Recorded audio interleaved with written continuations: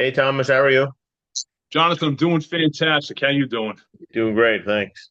Good. Good. So this morning they came out with the confidence index for the consumers out there, and Yep. it's not good. It's the lowest in 3 years as you pull that up.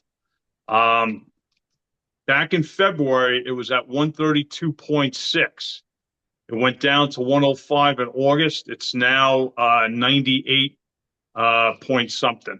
And it's the lowest again in 3 years since August of 2021. People are worried about inflation and they're worried about their jobs. They're worried about the economy. So, with elections, basically 42 days away from today, this should be a very strong indication where people should be going, do we go with the person we know who we had for 4 years where the economy was flourishing? We had more money than ever before in our savings and more money in our household incomes ever before. Or do we go with someone who's been with an administration that has created such inflation over the last 3.5 years, has no game plan whatsoever, talking about like we're going to stop price gouging at the grocery stores. And what does she mean by that? And even her handlers, campaign handlers, can't answer the question when they're brought on to TV shows. But this is a really, really strong indication of how the consumers are feeling right now because they are worried about their jobs. They're worried about the economy and inflation. What's your thoughts, Jonathan? I mean, you hear it from a lot of people that, if you just go around and talking to people, we hear it all the time that people are not sure how their jobs are, if they're secured or not. People are not Mm-hmm. sure how their businesses are. Will they survive? If things continue to get worse. Mm-hmm. Will they be able to afford what their lifestyle calls for right now? Or are they going to have to, cut back on certain things, which is what a lot of them are doing right now. Mm-hmm. And I just see business owners in general, like a lot of them don't know if they want to continue because they're not confident that they're going to be better, in a better situation in a few weeks, a few months, a few years. So it's a really it's a really uncertain time for a lot of people right now.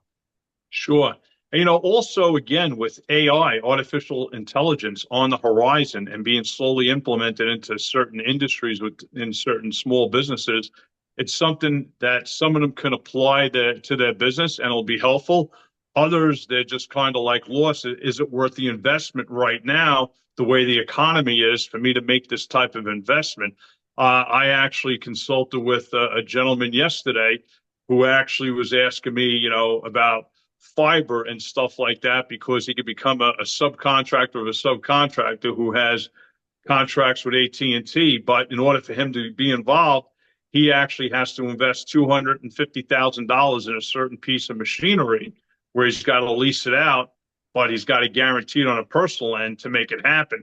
He's asking me, is it worth it? And I go, listen, the window's usually going to be about 3 to 5 years on the technology end, laying this fiber. Then again, it depends. Are you laying piping that's actually can be extracted for new and improved technology down the road? We don't know. Is wireless going to be stronger than regular cables down the road too? Is AI going to enhance that wireless, tower to tower, where they can bring a stronger broadband? I'm sure they're working on it, but I told him it's really a question of what you want to do. You're 30 years old. Is it worth the gamble for you to do something like that? I said you have to look at the numbers and how much money you're going to be getting each month from the contract that you're being sub to. So that's the main thing. But it is scary out there for a lot of consumers. People are looking for, a little bit of answers, looking for other edges, and maybe start a small business like this gentleman. But where can you go for the long term? Your thoughts, Jonathan? Oh, I mean, it's really all like you have to assess the risk, right? Because a lot of people will they don't want to try. They don't want to. It's hard enough to do it, let alone in this type of economy we're in. So they don't want to even risk it at all. But sometimes you take that risk and you'll find it that it paid off. 5 years later, you'll be like, that was a really great move that I did. Um, it depends on you know it's funny. I like 10 years ago, 15 years ago, people were telling me, oh, digital marketing is going to be gone by the time, in 5 years. Mhm. Once Meta became really big, or Facebook at the time, they said Facebook's going to take over Google. You'll watch.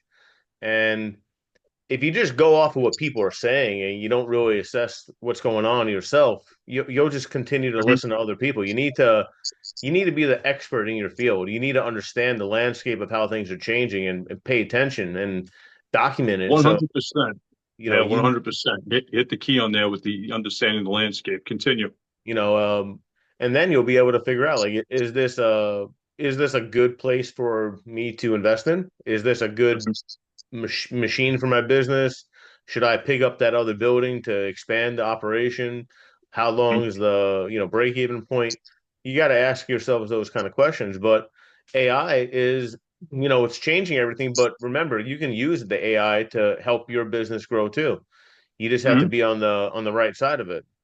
Oh, you're exactly right. And right now, everything's a gamble. I will say this, when the economy goes into crapper, there's a lot of opportunity to make a lot of money. And when I Yeah. mean a lot of money, you can actually make, anywhere from doubling your money to probably about 8 times your money if you're in the right, segment of business to do so. I've seen it happen. I benefited myself from it, in the past. So, it's just part of the cycle, but you have to be prepared. That's why you got to have money on the sidelines ready to jump in, cash in hand. Well, I mean, look at like the real estate crash, right? How many people lost their homes, couldn't, had to foreclose on them or couldn't pay the bills, whatever it may be. So yeah, those people got the short end of the stick, but then think about how many people picked up those properties for pennies on the dollar and they Yep. made a killing. So yeah, you're right. Yeah. You wherever there is fortune, there's also misfortune. You just have to look around. It's exactly. Again, taking what you said earlier, you got to look at the landscape and see where the opportunity is going to arise. And if you don't have money, on the sidelines ready to jump in, it's going to be tough to basically capitalize on something like that. And since you mentioned Yeah. real estate, let's pull up the next article. And I found this very interesting. 40-year mortgages. This is kind of insane, but this is from CNN. So basically, 40-year mortgages offer a route to home ownership at a steep risk and cost. I think, people are out of their mind if they do a 40-year mortgage, okay? Because when you do even a 30-year mortgage, a 15-year mortgage, all the interest is basically front loaded, okay? So you could be paying, say you did a 40-year mortgage, you could pay into this mortgage for the first dozen years. You're not even tapping into the principal that needs to be paid off. So that's why a 40-year mortgage is totally insane. But the number of people that are doing this now, they're saying it's one third, 33% of the people that are doing mortgages currently are doing 40-year mortgages. People, this is mathematical 101. You are totally moronic if you end up doing a 40-year mortgage. There's no way you should do that. If anything, you know what? Position yourself to do a 15-year mortgage. Sure, you want this big house, but you know what? Set up a game plan for yourself. You know what? Maybe rent out a portion of the house. You do a 15-year mortgage. You add an extra payment every year, if not two payments. You're going to cut it down real quickly on that end. And once you got that paid off, or you're on the verge of doing, you have equity built in. You know what? Rent out the second portion of the house and go buy another house. And that's what you want to do. That's how you can make some serious money and build up some equity for yourself. Jonathan, I know you've been in this real estate game like I have. What are your thoughts? Yeah, I mean, if you really look at there's a calculator on this page, but you'll see them, you can Google it. You can just do some simple math and Mhm. you'll see, like, right, so whatever, let's say on $1 million property. You know what? Do 500,000 because that's pretty much fair across the country. Just do 500,000. So let's just say they're saying your loan amount's going to be, are they going to even tell you in this calculator? No, they're going to try to make you go through it, but let me, I'll pull something up because I have a lot of, insight in this because it's it's a big thing that people that are looking to make money in real estate need to Okay. really pay attention to. So Okay. let's see mortgages. So let's share this page instead.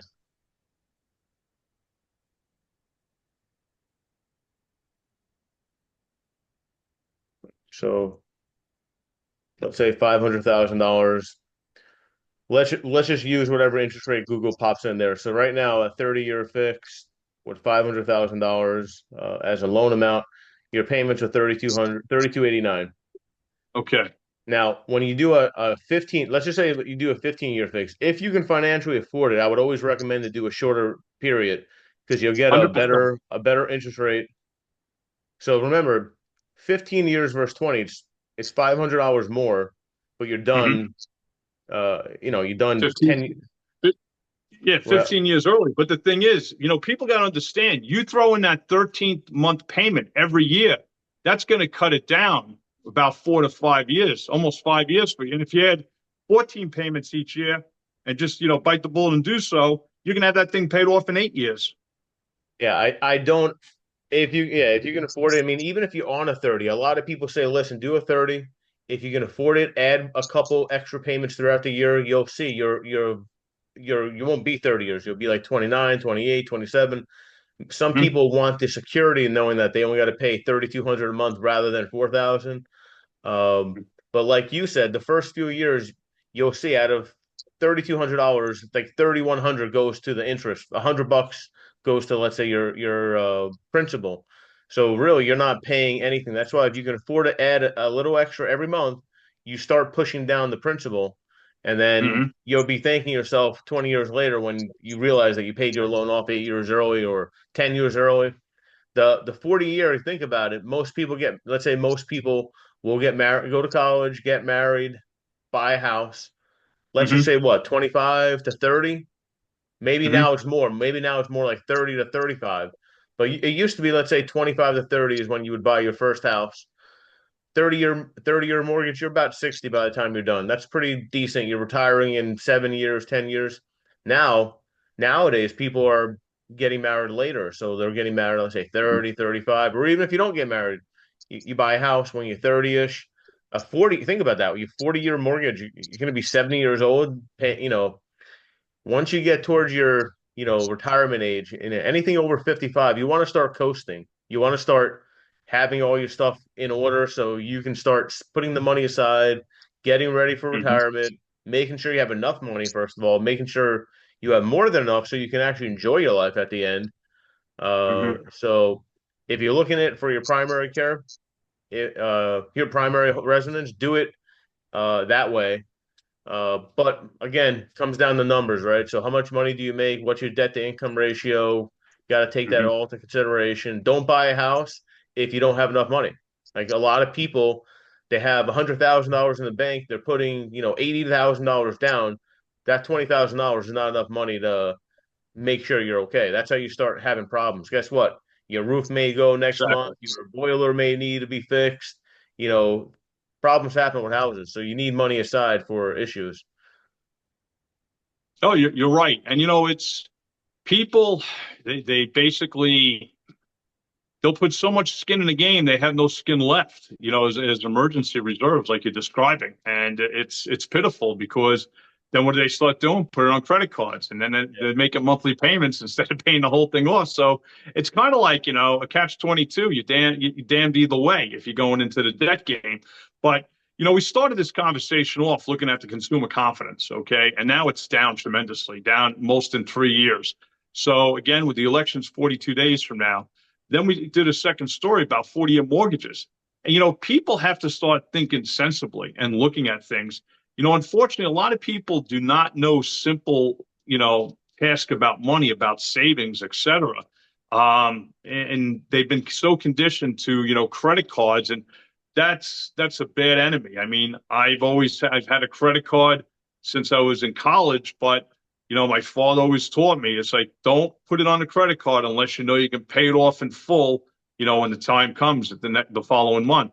And he's right. And I've always been that way, thank God. So, I mean, he kind of put like a little bit of fear in me. But you need that because that's what guides you sometimes. You don't want to get into financial trouble. I know you're financially responsible as I am, but there are so many people, we know people, in conversation and even like some business owners that are so financially, irresponsible. And they even like, put so much credit on their business that they're so stretched out that they're personally going to be responsible for it. Not the business, but they are. Yeah. So it's a very dangerous game, what we're looking at. Your thoughts? Well, I mean, personally, when you're trying to buy something that's an item that you don't really need, I always try and make sure, like, could I buy this like 2 or 3 times? Like, Hmm. meaning, like, if I can buy it 2 or 3 times and it's not going to hurt me, then okay. Hmm. But if you're buying it and you're just getting by, like, don't buy it. Like that, you have to be really, really sound with how you buy things because you'll find out sooner rather than later that you're going to be running low on money and who are you going to turn to? As far as the businesses, yeah, I mean, I feel a lot of businesses out there will buy things that look pretty, make them feel good, may even make them feel like they're really successful. Like being in a like I know a lot of people that will like they'll do like a TV ad where it has nothing to do with that's going to really help them, but they just want to feel like they're big and making it work. Really be smart with your decision, how you spend your money for the business for yourself. Is it going to help you grow? Is it going to help your personal life, your business life, your company grow? If it's not, then now is not the time to be wasting those monies. I totally agree with you, Jonathan. Totally agree. Hey, listen, you get to a point, like you said, when you get to 55, you want to be able to enjoy life and coast. And we all know how time goes very, very quickly. You look at the point where you graduated high school, that's usually a good point. And you look back, wow, I've been out of school 10 years. Wow, I've been out of high school 20 Yeah. years, 30 years, 40 years. It's like a blink of an eye, especially if you have children. One day you're changing your kid's diaper. Before you know it, you hand them the keys to the car to go off to college. I mean, it goes really, really quick. So you got to be smart about things. Well, listen, you know what? Hopefully, we've been creating knowledge for you today. You've seen, some of the examples with the consumer, reports are people's confidence is very low. We have the election 42 days from now. And people are making foolish decisions, especially on 40-year mortgages. If you're upset that we made these comments, we're just giving you reality. Okay, we sit where we sit because we've made smart decisions in life financially, thank God. But I know myself, I had the right parents that guided me in that sense. I'm sure Jonathan did as well. Yeah. Listen, based on that, we appreciate it if you could, basically share this video with everybody. If you haven't subscribed, please subscribe, hit that thumbs up. You guys have a great day. Take care. Thank you, everyone.